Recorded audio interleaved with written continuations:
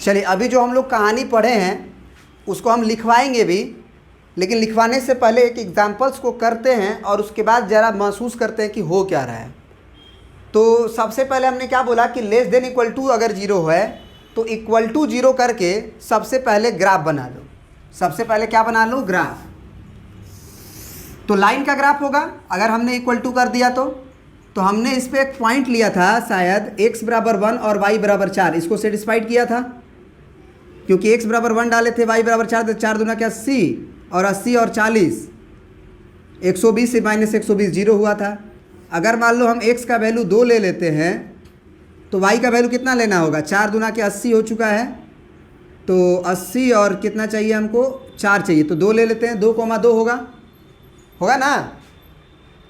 40 दूना 80 और प्लस 2 दूना के 4 और माइनस 120, तो 8 4 बार 120 माइनस 120 जीरो। तो ये x बराबर 1 हो गया मान के चलो और y बराबर 4, तो x बराबर 1 हो गया मान के चलो। 1 2 3 4 बोल दिए और इधर 1 2 3 4 बोल दिए। तो पहले लाइन तो बना लें, x बराबर 1 y बराबर 4 ये पॉइंट हुआ, फिर x बराबर 2 y बराबर 2 ये हुआ।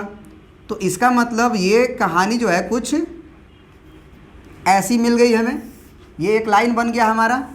तो अच्छा एक और बात बताओ, अगर हम पूछें कि यहाँ वाला पॉइंट क्या होगा, तो यहाँ वाला पॉइंट का तो पक्का ना y 0 होगा, तो y को 0 कर लो, x का वैल्यू आ जाएगा कितना? y को 0 करने से x का वैल्यू कितना आ जाएगा?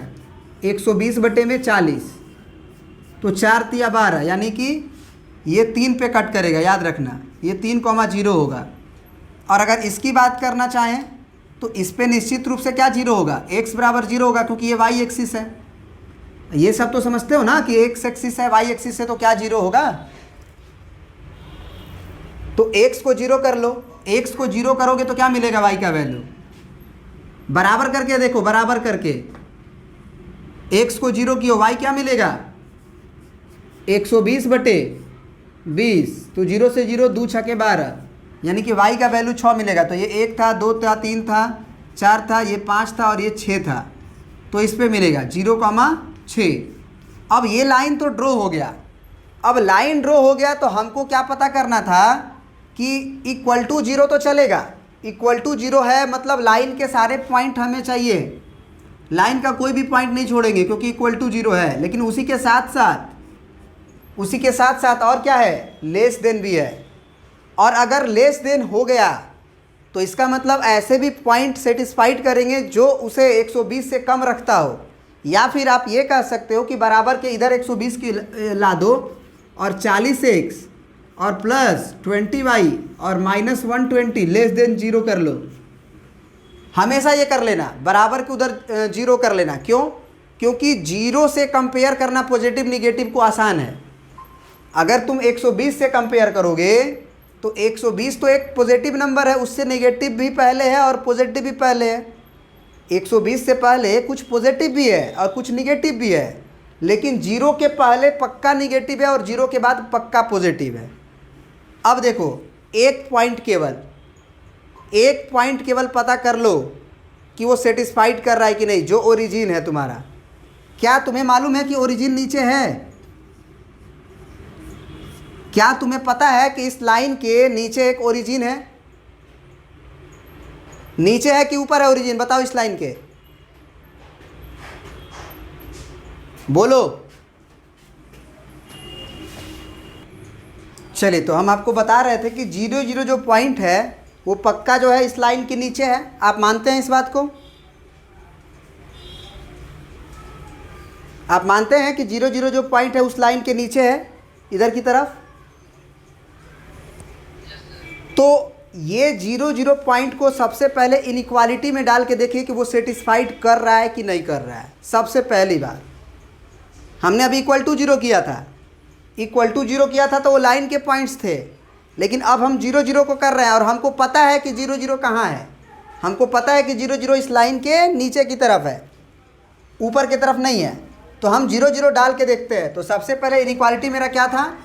40x plus 20y less then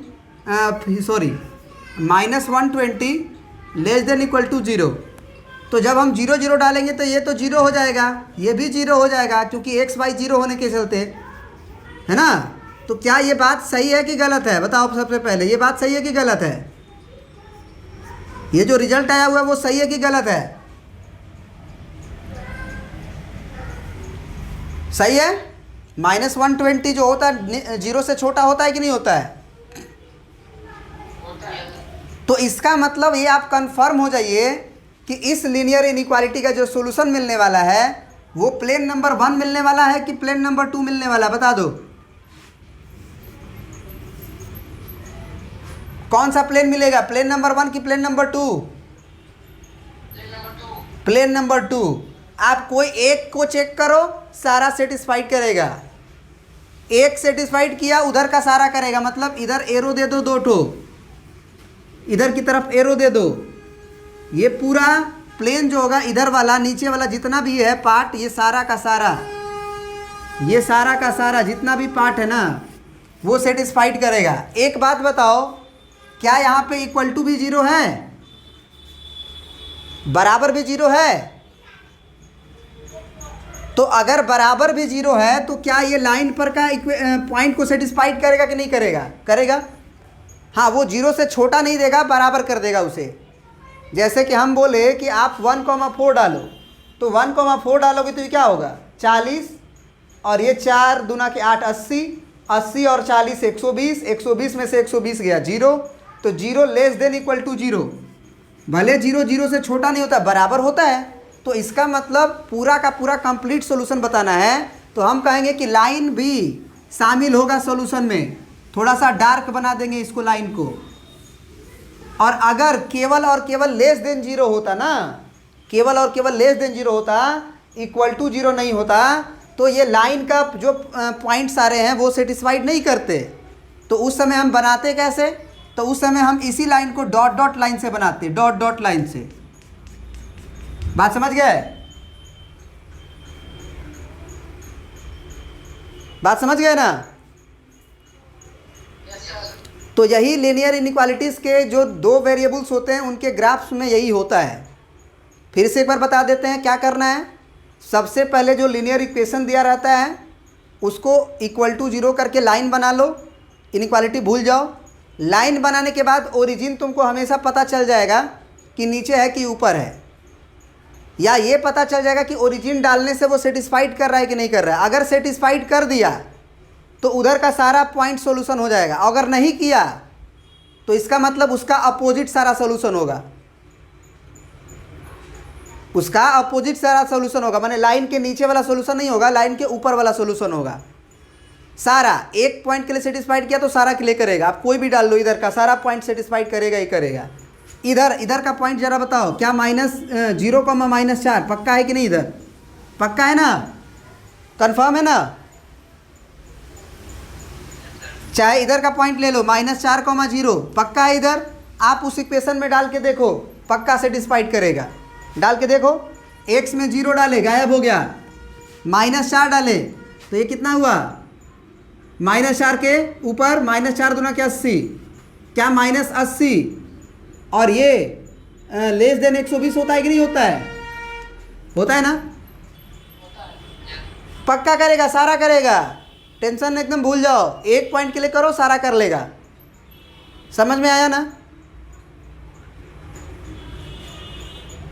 चलिए, तो ये प्रिंट कर लीजिए, समझ में आ गया। अब थोड़ा सा ग्राफ बनाते हैं।